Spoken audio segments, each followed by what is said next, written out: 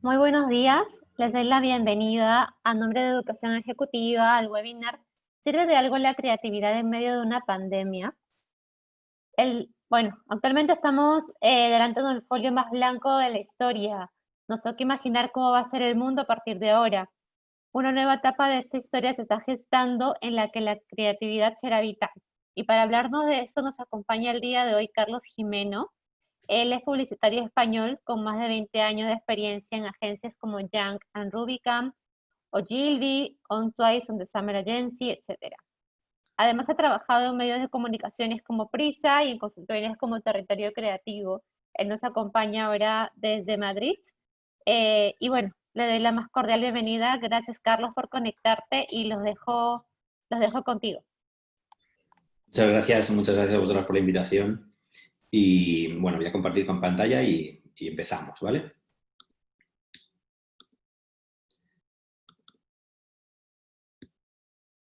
¿Bien?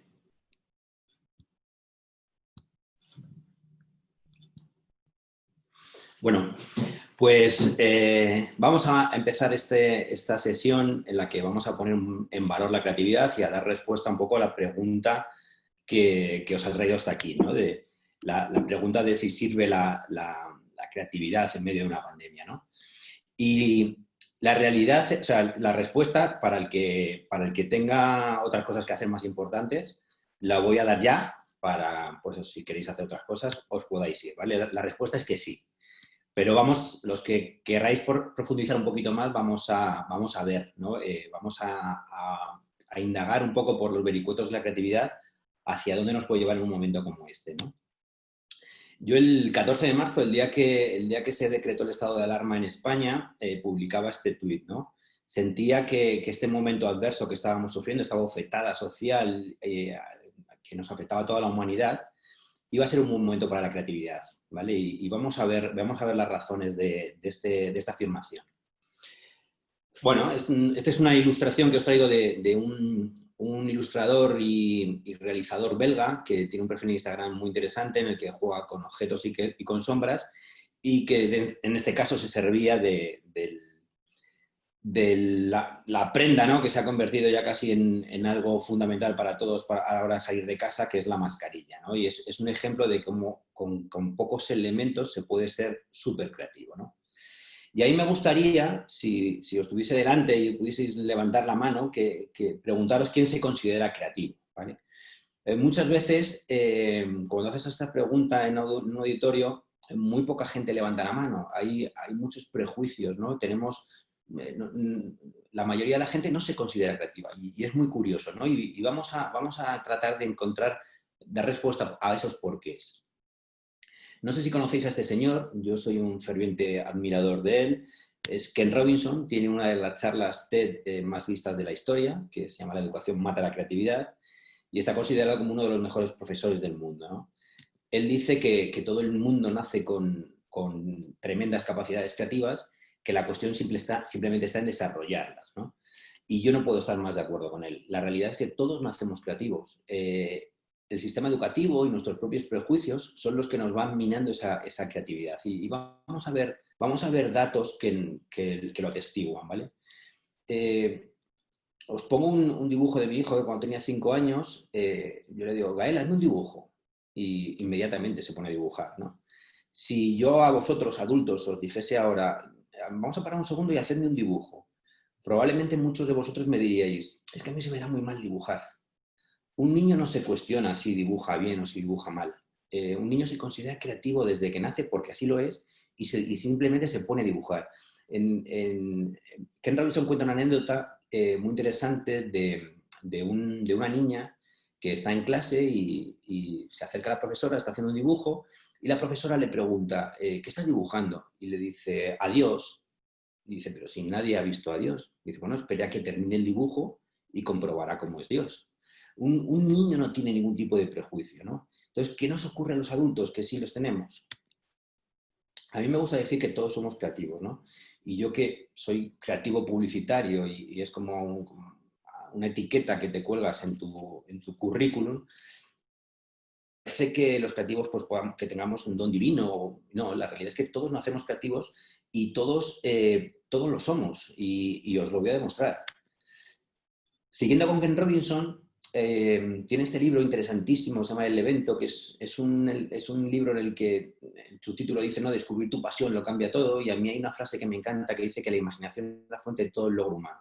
En este libro, que os recomiendo fervientemente, cuentan muchos casos de personalidades creativas de todo tipo de ámbitos, desde cómo sufrieron en el colegio, por lo que tuvieron que pasar para desarrollar esa pasión que llevaban dentro. Es un libro que os lo quería traer porque para mí es una fuente de aprendizaje brutal que revisito asiduamente. Y recurriendo al genio de Albert Einstein, él dice que la imaginación es más importante que el conocimiento, que el conocimiento es limitado, y en cambio la imaginación lo abarca todo. Y a mí me gusta traer este gráfico, ¿no? que redunda un poco en esto, ¿no? Cómo la creatividad es jugar con los elementos que tenemos alrededor, ¿no? El tratar de encontrar soluciones nuevas, inesperadas.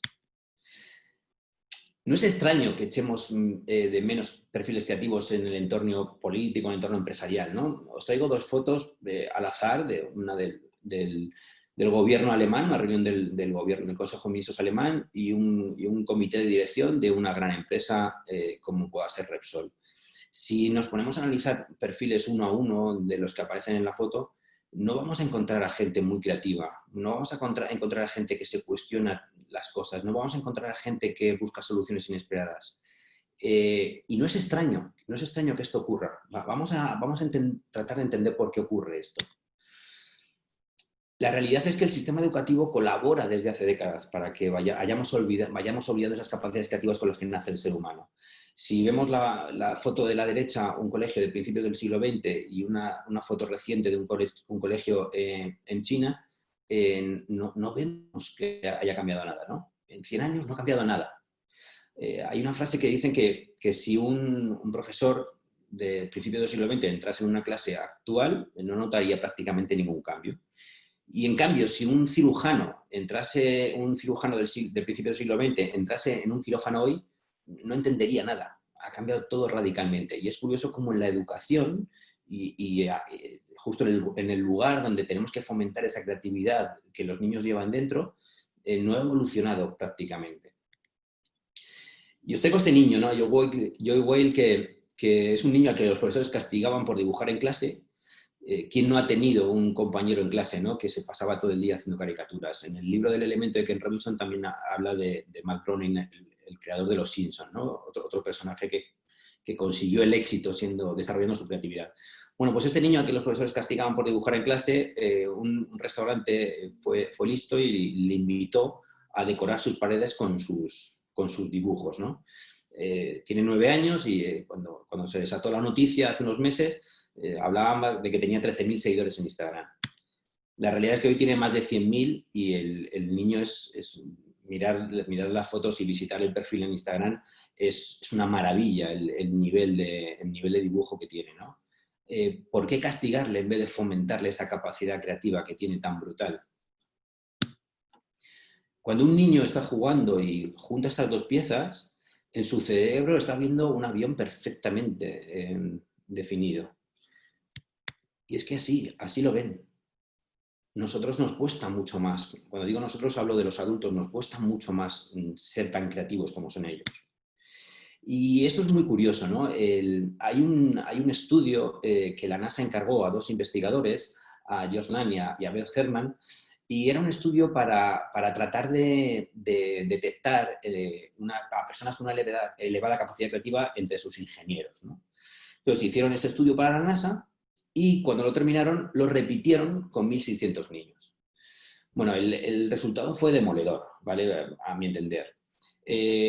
Cuando hicieron este estudio con los niños, les salió que el 98% de los niños de 5 años podían catalogarse como genios creativos por su capacidad resolutiva ante un problema a través de ideas innovadoras. El 98% de los 5 niños eran genios creativos. Cuando repetían este estudio con niños de 10 años, el tanto por ciento bajaba al 30%. Cuando lo repetían con niños de 15 años, bajaba al 15%. Y cuando lo repetían en adultos, ese genio creativo solo lo tenían un 2% de la población. O sea, la realidad es que esto es lo que ocurre. Cuando tenemos 5 años, prácticamente todos los niños son genios creativos y cuando somos adultos nos hemos olvidado de todo nuestro potencial creativo. A mi entender es desolador. Según uno de estos investigadores, de Josh Land, dice que el sistema educativo tradicional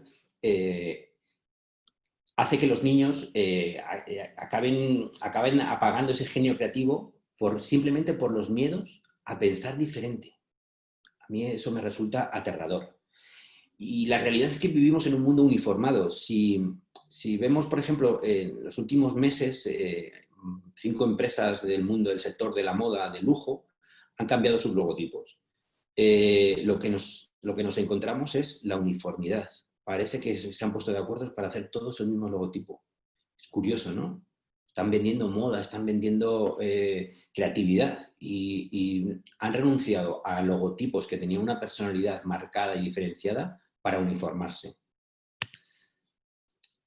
A mí esto me lleva a esta palabra que odio. Odio por lo que supone, ¿no? Inercia. Si nos vamos a buscar la definición de inercia, nos aparece que es rutina, desidia. Y si nos vamos a su etimología, inercia viene del latín inertia, que significa indolencia, inacción. Esto es lo que ocurre, que trabajamos muchas veces por inercia, hacemos las cosas por inercia, porque siempre se han hecho así. Y esa es la frase más peligrosa para mí que existe. Siempre lo hemos hecho así. Es una respuesta que yo me he encontrado muchas veces con interlocutores, que es un argumento totalmente absurdo. Siempre ha habido un principio de las cosas, siempre ha habido alguien que se ha cuestionado las cosas, siempre ha habido alguien que ha dicho, ¿y si hacemos esto de otra manera? Pero no por hacerlo de otra manera simplemente, sino por conseguir unos objetivos mejores. Hay un caso que yo suelo poner en mis clases que atestigua este hecho, que es Dick Fosbury, cuando en las Olimpiadas de México en los años 60 fue el primer saltador de altura en atletismo que lo hizo de espaldas. Hasta entonces siempre se saltaba boca abajo. Y en las entrevistas que él consiguió el récord del mundo, consiguió la medalla olímpica, pero en las entrevistas siempre había un pozo de tristeza porque decía que había tenido que sufrir mucho mientras entrenaba. Y decía, le decían, es que es un estilo que no gusta. Simplemente no gustaba por ser diferente, nada más. Y él se había propuesto tratar de saltar más alto, como era lógico, y había buscado un nuevo método para hacerlo. Simplemente por ser distinto, se le penalizó y lo pasó mal. Y consiguió los objetivos, consiguió ser campeón olímpico, consiguió batir el récord del mundo, pero si hubiese quedado el quinto, el logro, simplemente por intentarlo, ya era súper valioso, ¿no? Y es curioso cómo el ser humano nos penalizamos a nosotros mismos. Si nos vamos al entorno de las marcas, y esto será el único atisbo de mi mundo más publicitario del que quiero hablar hoy, y vemos 5 imágenes de 5 marcas de móviles, Huawei, LG y Samsung, nos encontramos con esto, ¿no? Con una vez más la uniformidad. Se sienten cómodos siendo iguales. Es curioso, ¿no? Porque todos nosotros nos consideramos especiales, nos consideramos únicos, ¿no? Y la realidad es que luego necesitamos como esa aprobación del resto. Nos sentimos incómodos cuando si alguien viste distinto, si alguien lleva el pelo de una manera. Es curioso, ¿no? Si hablamos con un chaval de 15 años, skater, y va vestido con las marcas y el tipo de ropa que llevan los skaters, probablemente él se sentirá muy especial, muy único. Y realmente lo que está tratando es de uniformarse para ser aceptado en un grupo. Nos cuesta mucho diferenciarnos. Es algo que lo llevamos muy dentro, ¿no? Afortunadamente hay excepciones y Curitiba, la ciudad brasileña, es una de esas excepciones que nos marcan el camino. Esta urbe brasileña diseñada hace 30 años, hace 30 años se acometió una reforma y una planificación en su urbanismo que la ha llevado a convertirse en la ciudad más verde de América Latina y un ejemplo a seguir. Curiosamente, esto no ocurre por generación espontánea, esto ocurre por alguien que se cuestiona las cosas y que propone hacer una ciudad más amable para el ser humano, ¿no? Y esta persona fue Jaime Lerner, que es arquitecto y que ha sido 3 veces, desde los años 70 hasta finales de los años 90, 3 veces alcalde de Curitiba. Jaime Lerner se propuso transformar completamente la ciudad y hacerla más lógica. Una de las primeras cosas que se propuso fue peatonalizar la vía principal, la calle más grande de Curitiba. Y claro, cuando estas noticias se empiezan a filtrar, por ejemplo, todos los establecimientos, las tiendas, se negaban, ¿no? Pensando que iba a ser su ruina. La realidad es que lo que hizo fue, un tío muy inteligente, y lo que hizo fue, primero empezó por un tramo de 100 metros. Entonces, cuando en ese tramo de 100 metros los comerciantes empezaron a ver que su negocio iba mejor, el resto de esa calle empezaron a demandar que ellos también querían tenerlo peatonalizado. Y de esa manera consiguió ese éxito. Él tiene una frase que me encanta que dice que mi intención no es salvar el mundo, sino promover el deseo de cambiar las cosas. Que cree que eso es posible. Y como veis, desde la humildad, desde una actitud muy de sentido común, transformó una ciudad, ¿no? Otra de las cosas que hizo, pensad que estamos hablando en los años 70, los años 80, o sea que muchos de vosotros incluso no habíais nacido. Una de las cosas que se propuso en esa época ya era abordar el tema del reciclaje. Y se dio cuenta que buscó una solución alternativa, buscó esa manera distinta de hacer las cosas. Se dio cuenta que si formaba a los niños, si educaba a los niños en el reciclaje, conseguía dos cosas muy importantes. Primero, que se convertían ellos en los educadores de los padres en las casas, dentro de las casas, obligándoles a los padres a reciclar, y al mismo tiempo se convertían en policías. Decía Jaime Lerner que conseguía tener un policía en cada casa para vigilar ese reciclaje. Y todo lo hizo a través de la formación con los niños. Tiene otra frase que dice eso, que si puedo trabajar con personas que anticipan el futuro, ¿por qué voy a trabajar con las que solo ven el pasado, ¿no? Porque siempre se ha hecho así. Perdona. La realidad es que la creatividad es una habilidad. No nacemos con un don divino, es algo que se puede aprender, es un proceso consciente y organizado. Lo único que requiere esfuerzo y entrenamiento es el cerebro, el hemisferio derecho, al final es un músculo más del cuerpo. Igual que vamos al gimnasio a desarrollar nuestra musculatura, el cerebro lo tenemos que desarrollar cada día. Y, insisto, el sistema educativo muchas veces no lo tiene en cuenta. Y la realidad, como os decía al principio, es que cualquier persona puede ser creativa. Sentirse creativo es la mejor manera de serlo. Es súper necesario abrir la mente, es estar dispuesto a pensar de otra manera, a colocarnos en el cerebro de otra persona, a recibir inputs de fuera que nos abran nuestra manera de ver el mundo. Hay algo que es vital, que es poner sistemáticamente todo en duda. Eso ayuda mucho, cuestionarlo todo. Ser muy curiosos y observadores. Yo siempre digo que yo soy un curioso y un observador enfermizo. Yo cojo el metro en Madrid, voy con un libro y voy leyendo y lo acabo cerrando porque necesito observar a la gente, cómo se comporta, cómo va vestida, de qué habla. Todo me da pistas luego para mi trabajo, ¿no? Pero al final es un ejercicio de observación. Muchas veces cuando las marcas, ¿no? Hacen estudios para conocer el comportamiento de los consumidores, no hay estudios, observar a la gente cómo compra. En una encuesta muchas veces no decimos la verdad. Vete a un mercado, vete a un supermercado, vete a una tienda y observa a la gente cómo compra. Va a ser mucho más efectivo. Y luego, por último, es fundamental aplazar el juicio. Lo que os decía, somos muy prejuiciosos con nosotros mismos. Why not antes de yes but. Muchas veces estamos en un brainstorming, estamos con amigos, debatiendo ideas más filosóficas, más mundanas, y siempre hay alguien, ya sí, pero es que no, vamos a aplazar el juicio. Además, hay muchas veces lo que ocurre que una idea que hoy no nos sirve para resolver un problema, a lo mejor mañana sí, porque en otro contexto sí tiene sentido. Entonces, todas las ideas son bienvenidas. Tony Segarra, que es uno de los mejores creativos latinoamericanos y sin duda el mejor creativo español de la historia, dice que la creatividad es un instinto humano. Y es que es evidente, ¿no? Que ahora vamos al mercado a comprar la comida, no vamos con una lanza a cazar un búfalo. Obviamente, la creatividad nos ha llevado hasta aquí, al desarrollo tecnológico en el que vivimos hoy. Y yo digo que una persona es creativa cuando descubre nuevas maneras de desarrollar una idea, de resolver un problema o enfocar una solución. Todos nosotros, todos los días nos enfrentamos a problemas, necesitamos encontrar soluciones.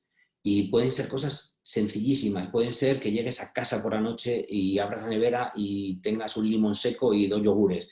Algo te harás de cena, vas a ser creativo, vas a encontrar algo para hacerte la cena. Todos los días nos enfrentamos a problemas y encontramos soluciones. no hace falta que sean, los problemas no hace falta que sean grandilocuentes, hay problemas mundanos, muy sencillos, ¿no? Os traigo esto es un divertimento, ¿no? Que al final define una definición de creatividad que me encanta, ¿no? Que dice que la creatividad es mirar donde mira todo el mundo y ver lo que nadie ve. Este es el ejemplo. ¿Cuántas veces os habéis enfrentado a un teclado de ordenador, tenéis todos los días delante y no os habéis fijado que podéis hacer algo tan chulo como esto? Perdona.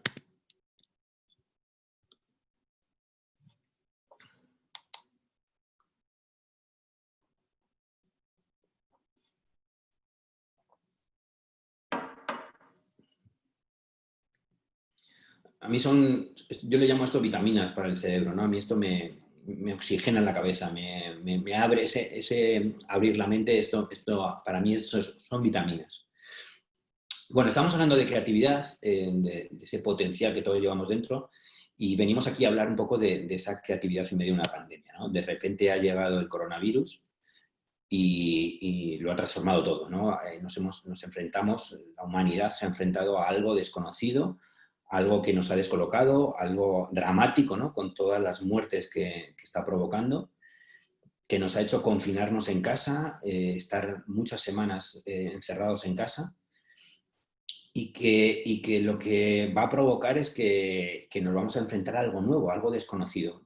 Una vez que pase, o en los meses posteriores a que pase el confinamiento, nos vamos a enfrentar a cosas desconocidas que no sabemos muy bien cómo resolverlas, ¿no? Esa primera imagen que nos hemos encontrado de nuestras ciudades fantasmagóricas, ¿no? Vacías de gente, ¿no? Que impresionan, ¿no? Impresionan ver nuestras ciudades así. Pero ya hemos empezado a salir, ¿no? Y nos hemos encontrado al empezar a salir que el mundo ha cambiado, que primero tenemos que llevar mascarilla, que tenemos que mantener ese distanciamiento social, que tenemos que hacer colas, que algo que es inherente al ser humano, que es esa sociabilidad, ese contacto físico, por una temporada larga lo tenemos que dejar de lado. Es algo impactante, ¿no? Nuestras salas de espera, los ascensores, ir a comprar el pan, ¿no? Es algo que si lo hubiésemos visto en una película nos hubiese costado entender que esto podría llegar a ser real, ¿no? Pues lo estamos viviendo, ¿no? Y la realidad es que no existe un manual del mundo después de la pandemia, ¿no? La realidad es que tenemos que inventarlo todo. O sea, empezamos de cero en muchas cosas.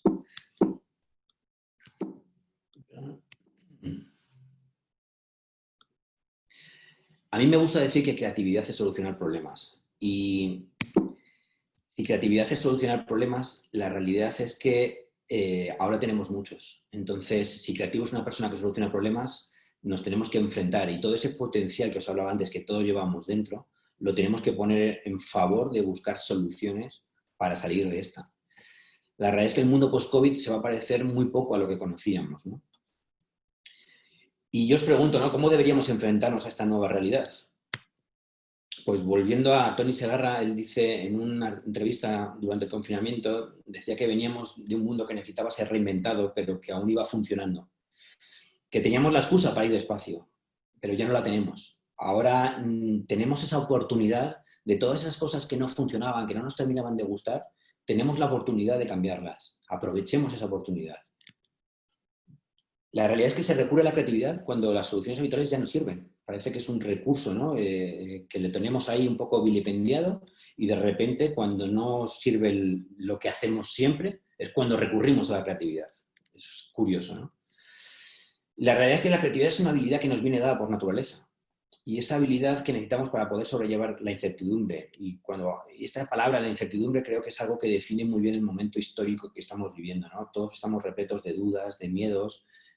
Nos aterra saber qué nos vamos a encontrar, cómo va a ser el escenario. Ya no solo de esas colas, ese distanciamiento social cuando estamos saliendo a la calle, sino también esa crisis económica que viene detrás y si esto va a durar mucho, si las pandemias va a ser algo que va a ser recurrente, si va a haber un brote dentro de unos meses.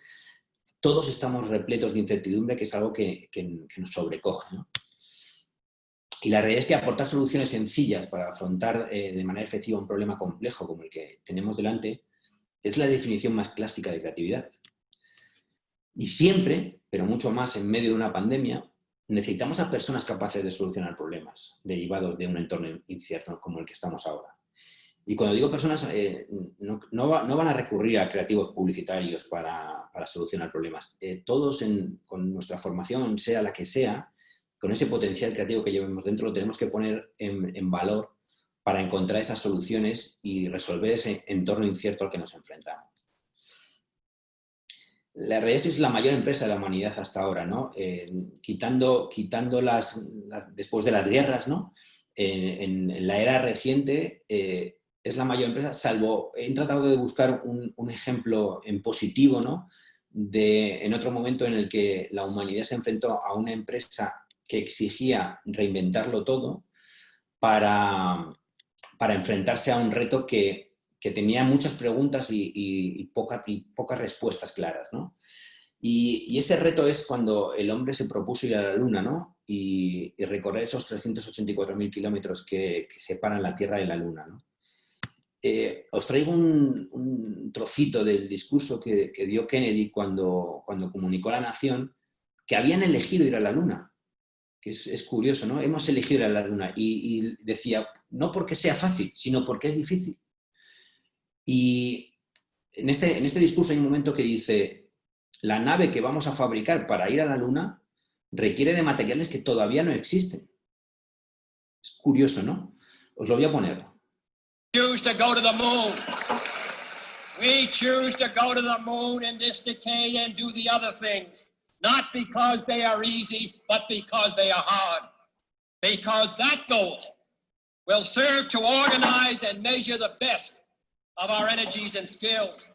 Because that challenge is one that we're willing to accept, one we are unwilling to postpone, and one we intend to win, and the others too.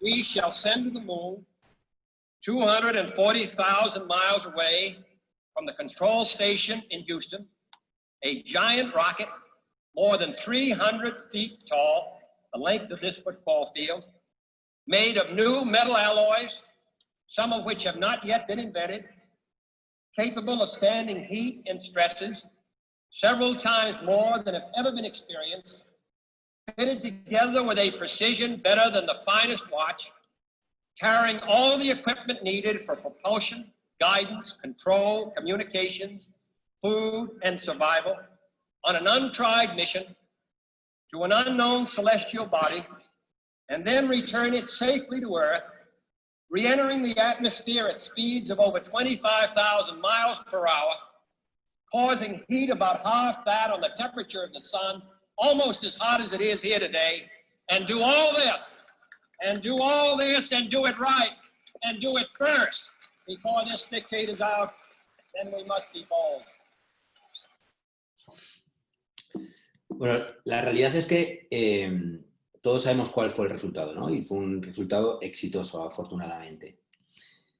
Pero yo me pregunto, ¿cómo fue el proceso? ¿Cómo empezó todo? Poneros en el lugar de que el presidente ha decidido que tenemos que ir a la Luna. ¿Por dónde empezamos? Pues se tuvieron que hacer millones de preguntas, ¿no? Desde qué combustible iban a necesitar, quién debería ser la tripulación, cómo se haría el lanzamiento, qué formación iban a necesitar las personas que estuviesen en el proyecto, ¿no? ¿Qué iban a comer esos astronautas? ¿Cómo iban a monitorizar, ¿no? ¿Cómo iban a ser las comunicaciones? ¿Cómo el entrenamiento? ¿Cómo iba a ser la fabricación de todo lo que necesitaban, el transporte? ¿Cómo iban a regresar? Podíamos ir hasta la Luna, pero ¿cómo volver de la Luna, ¿no? Se tenían que enfrentar a millones de preguntas, ¿no? Y yo creo que ese es el momento vital en el que estamos. Nos tenemos que hacer muchas preguntas, nos tenemos que pensar cómo todos esos retos nuevos a los que nos enfrentamos por culpa de la pandemia, cómo los abordamos.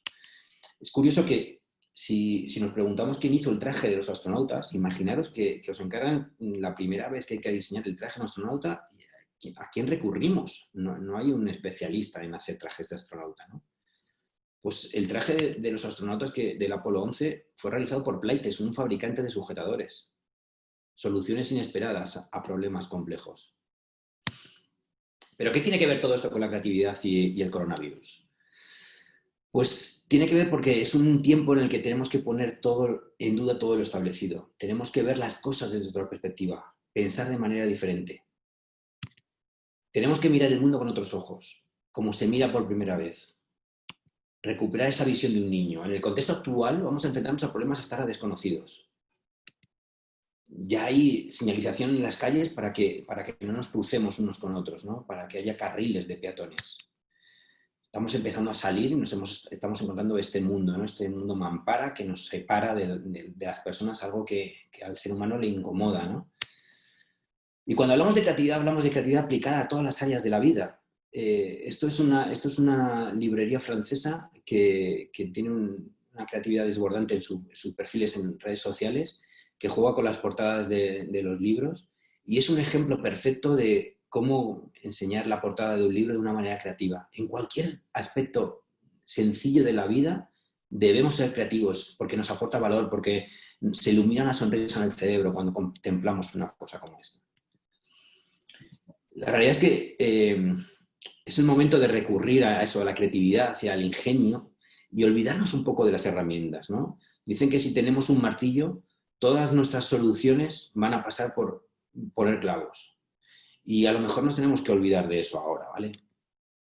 Estamos en lo que se denomina un entorno VUCA. Es un entorno que está cogiendo mucha fuerza en el entorno empresarial en los últimos tiempos. Realmente es un concepto que se creó en el entorno militar, ¿vale? Es un concepto que empezaron a utilizar los militares americanos después de la Guerra Fría, y es el acrónimo de estas cuatro letras: volatilidad, incertidumbre, complejidad y ambigüedad, que si os fijáis se asemeja mucho al momento que estamos viviendo, ¿no? Esa volatilidad, esa velocidad con la que cambia todo, esa sensación inestable, algo inesperado que hemos recibido, ¿no? con esta pandemia. La incertidumbre, ¿no? Hablábamos antes, esa dificultad para anticiparse a nuevos acontecimientos, ¿no? Ante una causa desconocida. La complejidad, ese caos y locura cuando hay muchas partes interconectadas, factores críticos que afectan a la toma de decisiones. Muchas personas están teniendo que tomar decisiones y no tienen nada en qué basarse, ¿no? Están ante algo nuevo.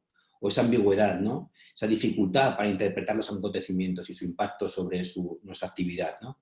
Es un entorno en el que nos tenemos que empezar a sentirnos cómodos para poder desarrollar esas soluciones creativas que necesitamos. Y vamos a ver, para ir terminando, algún ejemplo de creatividad que resuelve problemas, ¿no? Y a veces son tan sencillos, tan ridículos casi, que sonrojan, ¿no? Por ejemplo, en Bangkok ya han encontrado una solución para los ascensores, para que no tengamos que pulsar con las manos los ascensores. Y si os hago la pregunta, si no podemos pulsar con las manos los ascensores, ¿con qué podemos pulsar en los ascensores? Pues está claro, con otra extremidad.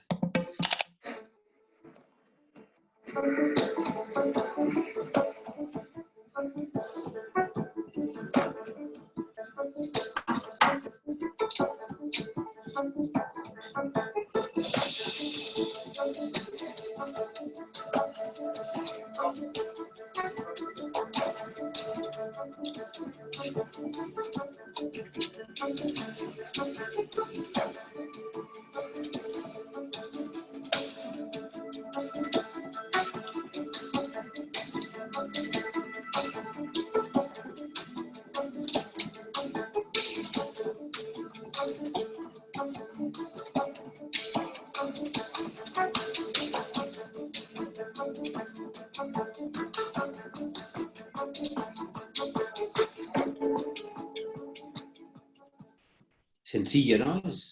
Es mirar donde todo el mundo mira y encontrar lo que nadie ve, ¿no? Estaba ahí, ¿no? O cuando hablamos de creatividad aplicada a todas las áreas de la vida. Este es un caso precioso, ¿no? Esto es dos hermanos de Afganistán que encuentran una solución en su país después de la guerra.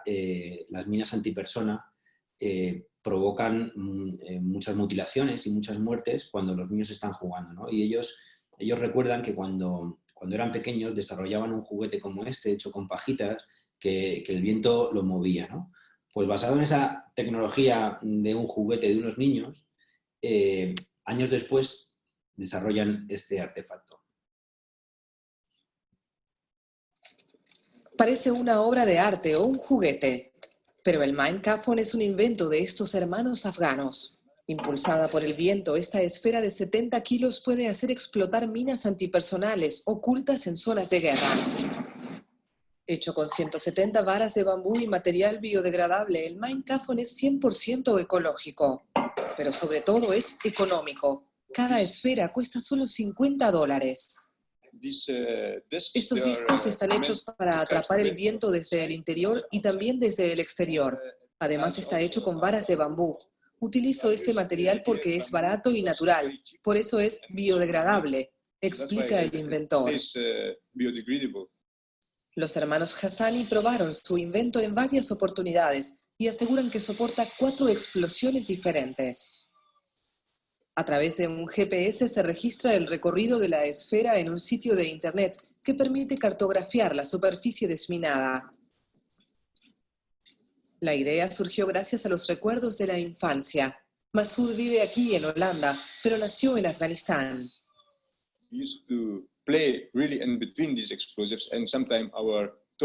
Solíamos jugar entre los explosivos. A veces nuestros juguetes quedaban trancados o incluso jugábamos con los explosivos. Era muy peligroso. Esto es una especie de revancha. Intentamos colaborar para que esas áreas sean más seguras y que los pequeños puedan aprovechar su niñez, augura. Según Handicap Internacional, aún hay 78 países y territorios contaminados por minas y restos de explosivos de guerra. Cada 2 horas se registra una nueva víctima de este flagelo en el mundo. Masoud llegó a Holanda a los 14 años, pero no se olvida de su tierra natal. Ahora intentamos terminar este proyecto y llevarlo de regalo a nuestro país, confiesa. Un diplomado en diseño, Masoud busca fondos para mejorar su invento. Hace algunos meses el ejército holandés probó el Minecraft en el desierto marroquí. La crítica es que depende demasiado del viento. Por eso ahora los hermanos Hassani buscan reunir $130.000 para agregarle un motor a su creación y poder salvar muchas vidas. Mientras tanto, el Minecraft es valorado por los amantes del arte. Por eso en marzo se lo podrá ver expuesto en el MoMA de Nueva York. Seguimos. Otro ejemplo de creatividad, ¿no? En este caso, el presidente turco, cuando llegó al poder en Turquía y quería modernizar la sociedad turca y quería reducir la utilización del velo islámico, ¿no? que era entre las mujeres, que era lo común, ¿no? por la tradición anterior. Y lo que hizo fue, primero directamente decretó que las mujeres no deberían de llevar el velo islámico y la tradición, y ese siempre lo hemos hecho así, pues hizo que las mujeres siguieran llevándolo. Entonces lo que dictó una ley que obligaba a las prostitutas a llevar el velo islámico, con lo cual consiguió que el resto de mujeres se lo quitaran. O Jack and Draka, ¿no? Este caso que es brutal, ¿no? De un adolescente que, impresionado por la muerte de un familiar cercano, que él consideraba casi como un tío, por un cáncer de páncreas, se pone a investigar, ¿no? Con la única herramienta que tenía a su alcance con 15 años, que era Google, y de repente inventa un nuevo método para detectar el cáncer de páncreas, ¿no? Dice que según las conclusiones del estudio elaborado, dice que el método es 28 veces más barato y rápido que las pruebas existentes, que posee una sensibilidad del 100% y detecta la enfermedad en el 90% de los casos. Además, a todas estas ventajas se le añade que no es invasivo, que no causa daño a las personas analizadas. El estudiante creó un simple sensor para evaluar la sangre o la orina del paciente y así determinar la presencia normal de una proteína. El resultado obtenido permite saber si la persona se encuentra en un estadio temprano de la enfermedad, que es básicamente el gran problema que tenía el cáncer de páncreas, que siempre se detectaba cuando ya estaba muy avanzada la enfermedad, ¿no? Bueno, pues un adolescente en su casa con su ordenador puede encontrar una solución para el cáncer. Es cuestionarse las cosas, buscar información, ir un pasito más allá. O esta medida que estudia la policía israelí, ¿no? Para evitar los ataques suicidas, ¿no? Que es, por ejemplo, cuando los terroristas islámicos se inmolan en un autobús, pues lo que hicieron fue, lo que proponen, todavía no lo han hecho, es comunicar que esos autobuses llevan una bola de grasa de cerdo en el interior, para que disuadir a los terroristas, ¿no? y que si están en contacto con el cerdo antes de morir no acceden al paraíso, ¿no? que es lo que les prometen en su religión. Una medida tan sencilla como esta, ¿no? O otro estudiante en Estados Unidos, ¿no? que se dio cuenta que simplemente cambiando la tipografía él le obsesionaba todo lo que se imprimía en su instituto y se dio cuenta que la administración del gobierno americano podía ahorrar cientos de millones de dólares simplemente cambiando la tipografía.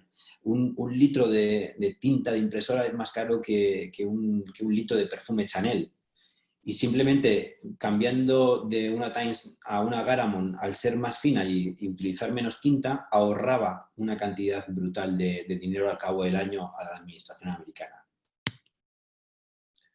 O este caso maravilloso que nace de la necesidad pura y dura, ¿no? Que es cuando realmente se desata la creatividad. Dice el refrán que la necesidad agudiza el ingenio, y buena muestra de ello la encontramos en Filipinas. Aquí 1/3 de la población vive por debajo del umbral de la pobreza y, sin embargo, la electricidad es la segunda más cara de Asia, por detrás de Japón. En los barrios más pobres son muchos los que viven sin luz artificial. Incluso es un sueño disponer de una ventana en las apiñadas viviendas. Pero desde el año pasado un invento casero ha empezado a iluminar los hogares más humildes de Filipinas. Es una simple botella de plástico llena de agua y lejía. Alrededor lleva una lámina de fibra de vidrio para fijarla en el tejado de las viviendas a través de un agujero. La boca de la botella queda en el exterior. La luz solar se expande en el líquido y la botella brilla como una bombilla de bajo consumo.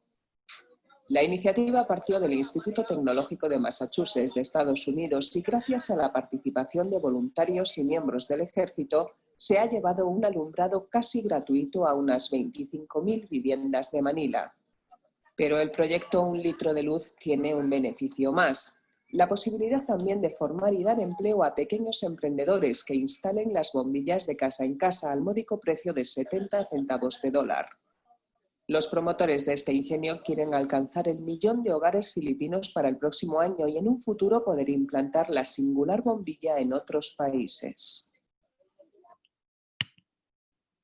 O el caso de Parmentier y el rey Luis XVI de Francia en la Francia del siglo XVII. Tenían un problema que había una hambruna espectacular y la gente la patata no la quería cultivar porque lo consideraban un cultivo sucio y simplemente se la daban a los animales. Entonces Parmentier le propuso a Luis XVI una idea para fomentar el cultivo y el consumo de la patata. Lo que le propuso fue hacer un huerto en el Palacio de Versalles y poner a la Guardia Urbana en la seguridad de ese huerto, ¿no? Entonces les dieron orden a la Guardia Urbana que por la noche relajaran esa vigilancia, ¿vale? Incluso abandonaran la vigilancia del huerto.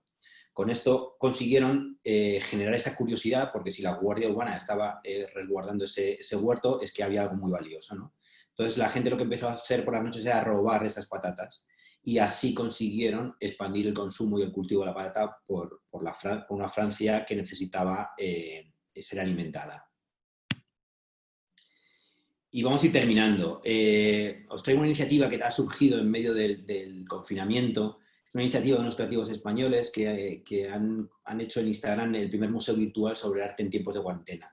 Se dieron cuenta que estaba habiendo esa creatividad desbordante, en este caso artística, de muchos creadores en el mundo, y entonces han empezado a recoger todas estas piezas y a exponerlas en este timeline de Instagram, ¿no? Y hay piezas maravillosas.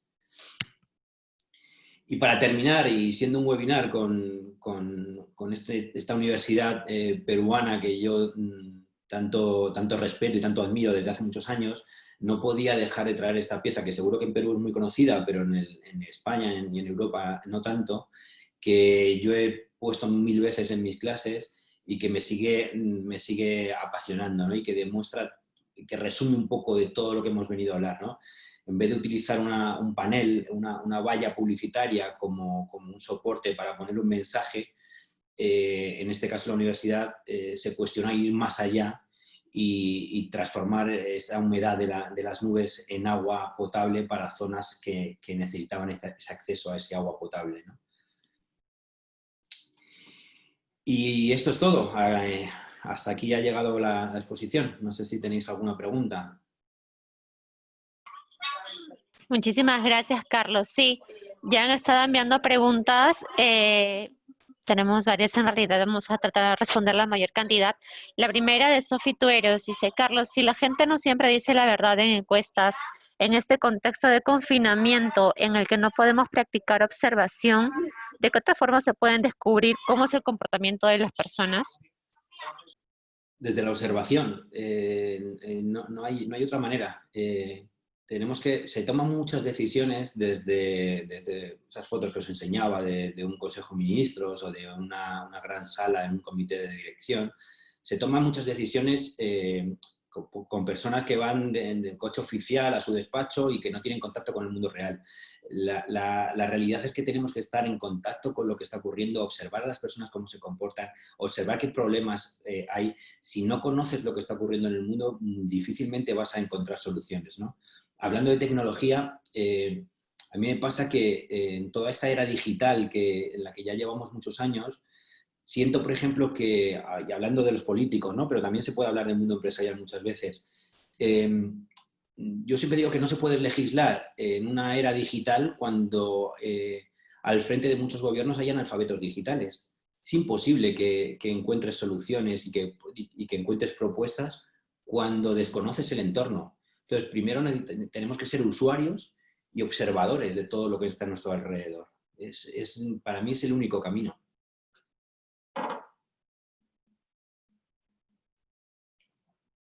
Muchas gracias, Carlos. Y tenemos otra pregunta de Cecilia Tello. Hola, Carlos, ¿cómo podríamos saber si una idea de solución de un problema puede llegar a convertirse en realidad?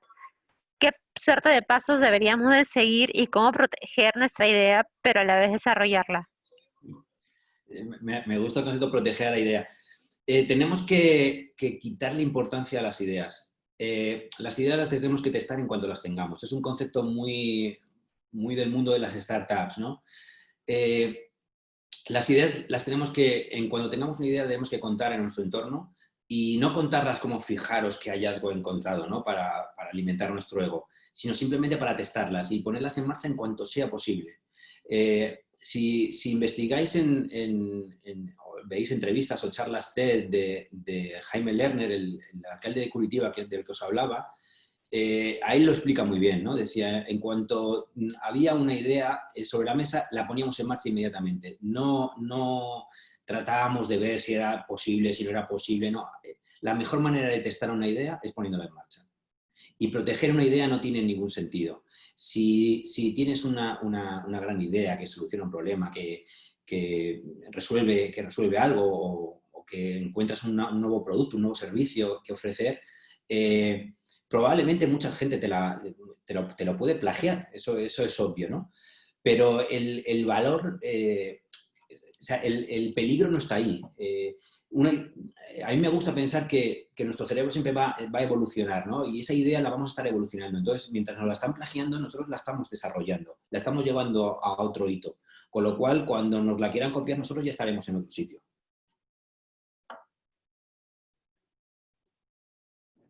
Genial, queda bastante claro. Vamos con una pregunta más. Miguel García nos dice, ¿cuál consideras que debe ser el rol más valioso del Estado? ¿Cuál sería su aporte para el desarrollo de la creatividad, imagino a nivel país? ¿Qué buenas prácticas podrías recomendar? No soy yo nadie para dar consejos al Estado. Yo diría que necesitamos figuras del mundo social, del mundo empresarial, del mundo tecnológico. Necesitamos figuras relevantes, cercanas a los estados. Antes os hablaba de Tony Segarra, ¿no? Publicitario español. A mí me parece que es una eminencia creativa en el mundo publicitario, pero me parece que es un perfil totalmente desaprovechado. Me parece que es alguien que tendríamos que estar aprovechando para otras grandes causas, ¿no? Y en cada país hay gente brillante que obviamente no se meten en política porque todos sabemos cómo está el escenario político mundial. No es un sitio en el que apetezca estar. Pero la realidad es que si yo fuese un presidente de un gobierno de algún país, trataría de rodearme de gente brillante en muchos sectores, en muchas áreas, que me aportasen esa visión creativa, ¿no? y que me diesen esas soluciones que salen de la obviedad, ¿no? Que van un paso más allá, que se cuestionan lo establecido y que encuentran nuevos caminos de resolver problemas.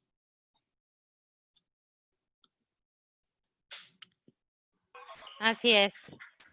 Y tenemos una pregunta, bueno, creo que le enfocaríamos de alguna manera. Bueno, dice, ¿qué tan creativos podríamos ser o qué ejemplos de creatividad, creo que eso es a lo que se refiere, se podría ver dentro de lo que es esta pandemia?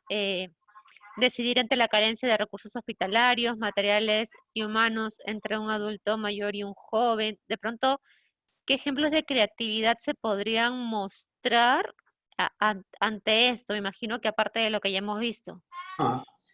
Hay un ejemplo clarísimo que es lo que ha ocurrido en los hospitales, un ejemplo clarísimo de cómo se han tenido que organizar de una manera creativa y rompiendo lo establecido por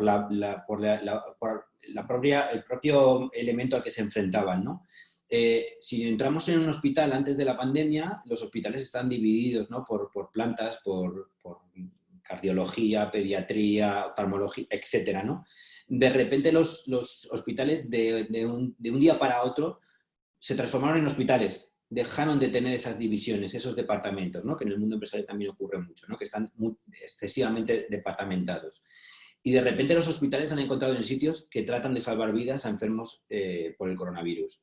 Entonces es un ejemplo de cómo el ser humano reacciona de una manera inmediata ante un problema y quita todos esos protocolos, toda esa organización que está establecida y se remanga para resolver, igual que han resuelto la falta de materiales, la falta de respiradores, haciéndolos con máscaras de buceo, etcétera, un montón de gente alrededor, se han encontrado a problemas, han encontrado soluciones creativas por la pura necesidad. Es como las lámparas de agua, ¿no? de Filipinas, que luego también se hicieron en otros países. Ante una problemática se encuentra la solución que sea. Llenar una botella de agua con agua y lejía y eso da luz, ostras, pues hallazgo. Pues si los hospitales necesitan respiradores hechos con máscaras de buceo, pues respiradores hechos con máscaras de buceo. Me parece que es un ejemplo perfecto de lo que ha ocurrido dentro de los hospitales para expresar esa creatividad que lleva el ser humano dentro.